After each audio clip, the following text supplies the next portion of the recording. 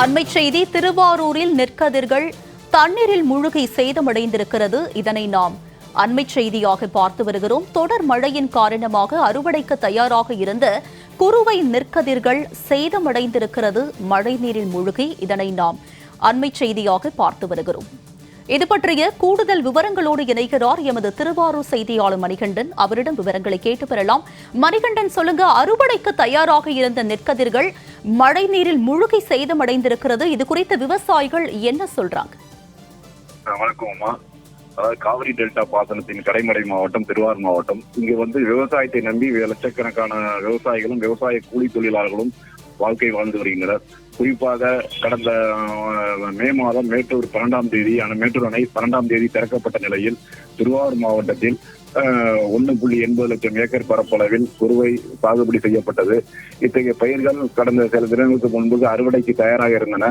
இத்தகைய நிலையில் கடந்த 2 தினங்களாக கனமழை பெய்து வந்ததோடு கடந்த 15 நாட்களாக அவ்வப்போது விட்டு மழை பெய்து வந்தது. இதனால் தற்போது அறுவடைக்கு தயாராக இருந்த திருத்துறைப்பூண்டி மற்றும் முத்துப்பேட்டை ஒன்றியங்களுக்கு உட்பட்ட உதயமார்த்தாண்டபுரம், தில்லைவளாகம், உப்பூர், இடும்பாவனம், அதே போன்று திருத்துறைப்பூண்டி வட்டாரத்துக்கு உட்பட்ட கோமல், கீரக்கநல்லூர் உள்ளிட்ட பல்வேறு கிராமங்களில் சுமார் 2000 ஏக்கருக்கு மேற்பட்ட நெற்கதிர்கள் மழையில் நனைந்து அங்கே வயல்களில் தேங்கியுள்ள மழை நீரில் சாய்ந்து கிடந்து வருகின்றது.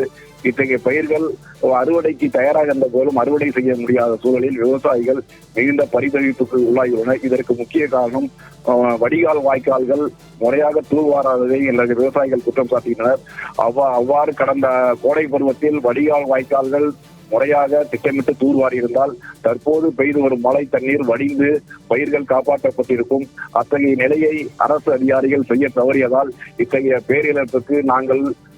பேரிழப்பை சந்தித்து வருகிறோம். இதற்கு முக்கிய காரணம் உடனடியாக பாசன வடிகால் வாய்க்கால்களில் உள்ள ஆகாய் தாமரை செடிகளை அகற்றி நீரை வடிய வைக்க வேண்டும்.